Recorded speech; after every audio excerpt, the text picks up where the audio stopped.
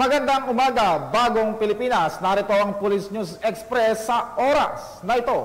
Voluntaryong nagbalik loob ang dalawang dating miyembro ng Communist Terrorist Group sa mga otoridad sa barangay Calachuchi, Catarman, Northern Samar. Nakatutok dyan si Patrolwoman Maria Elena Singian.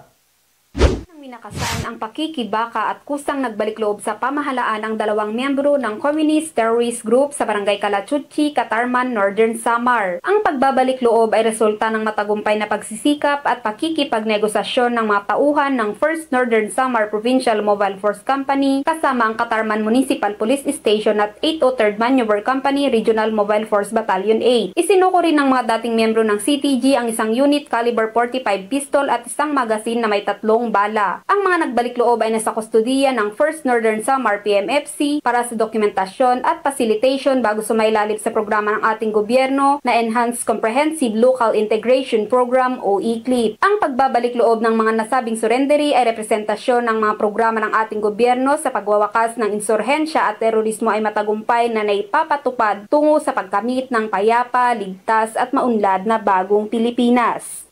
Mula dito sa Eastern Visayas, ako ang inyong PNN correspondent, Patrolwoman Singian, alagad ng batas, tagataguyod ng balitang pulis.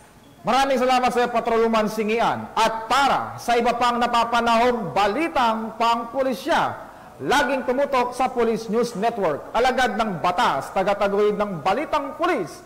Ako po si Patrolman Adrian Dayao, nagbabalita para sa Police News Express.